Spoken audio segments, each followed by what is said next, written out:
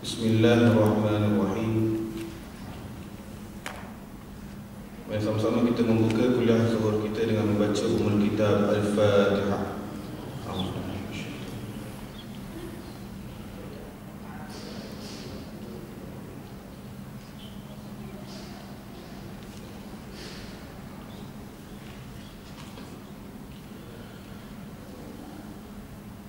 Qala Ibnu Jauzi, berkata Ibnu Jauzi, "Idza jalasta fi dhulab baina yadayya malik al-alam ista'mala akhlaq al-atfal فالطفل إذا طلب شيئا ولم يؤتيه بكى حتى يأخذه فكن أنت هذا الطفل واطلب حاجتك." Al-Imam Ibnu Jauzi mengatakan, kalau kamu duduk pada waktu malam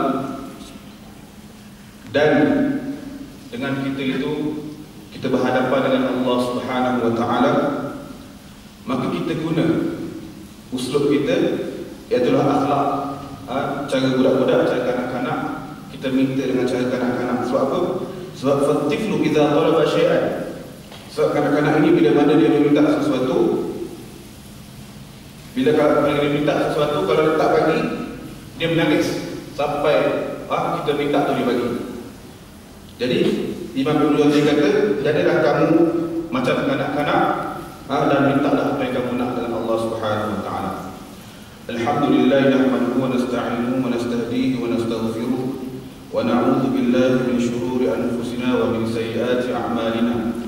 May yahdihillahu fala mudilla lahu wa may yudlil fala hadiya lahu. Wa asyhadu anna Muhammadan 'abduhu wa rasuluhu wa safiyyuhu wa khaliluhu arsalahu Allah lil alamin kullihi basyiran wa nadhira.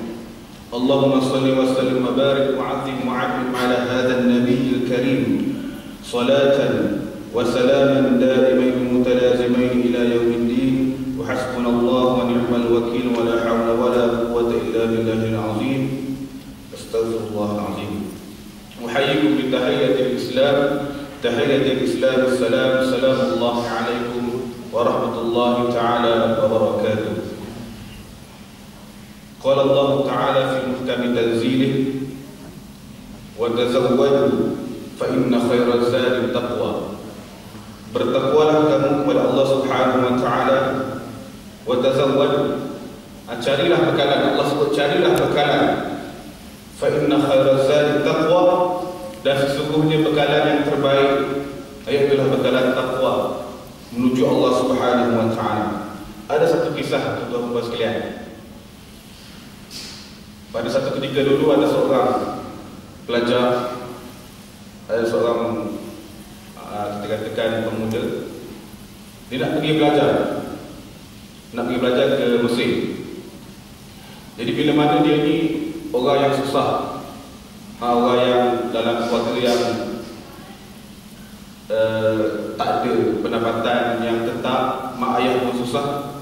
Jadi dia pun usaha juga nak belajar ke Mesir. Alhamdulillah, dengan izin Allah Subhanahu wa taala, dia ni dapat belajar pergi ke Mesir. Jadi tuan-tuan sekalian, bila mana dia duduk Mesir, dia menyewa di satu rumah.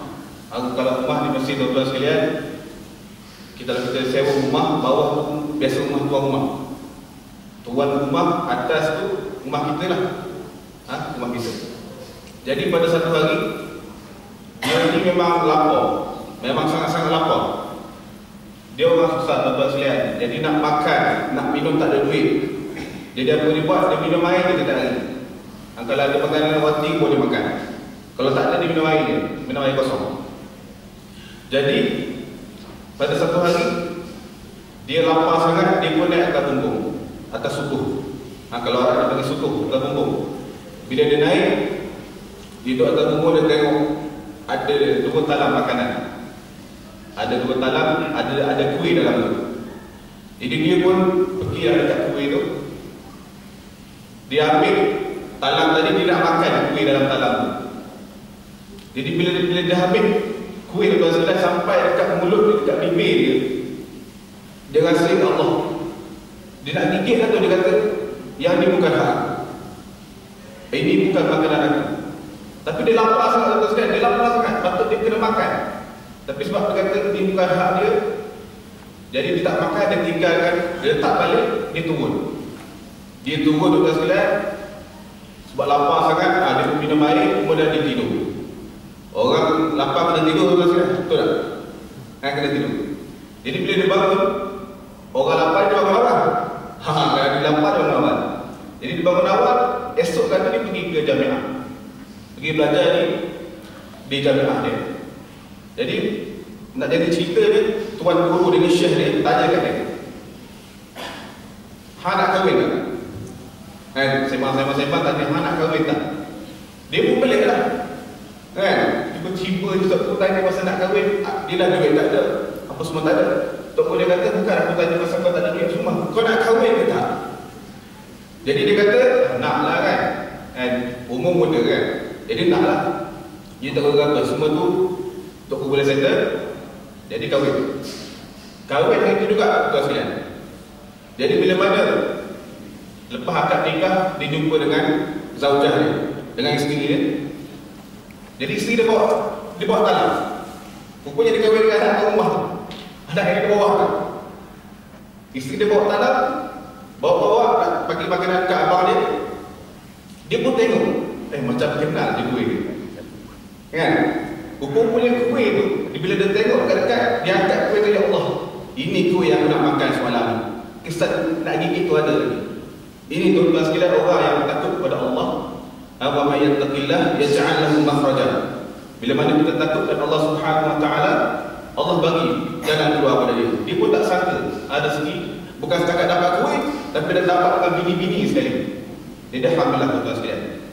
Jadi pada hari ini, insya-Allah saya akan kongsikan dengan tuan-tuan sekalian tentang satu ibadah Nabi Muhammad sallallahu alaihi wasallam. Yang mana ibadah Nabi ini ada banyak. Ada ibadah Nabi dari sudut kata-kata Nabi, dari sudut perbuatan Nabi, dari sudut qalbiyah, hati Nabi, dari sudut maliyah, keuangan Nabi, dan bermacam-macam lagi cerita kehidupan Nabi. Jadi pada hari ini saya nak sentuh tentang apa ni ibadah Nabi dari sudut qauliyah, dari sudut kata-kata Nabi Muhammad sallallahu alaihi wasallam. Jadi tuan-tuan sekalian, dalam satu ucapan Nabi yang Nabi tak pernah tinggal, Nabi selalu sebut, Nabi selalu ulang-ulang tiap-tiap hari, tuan-tuan sekalian, Nabi tak pernah lupa, iaitulah satu kalimah astaghfirullah. Astaghfirullah, astaghfirullah.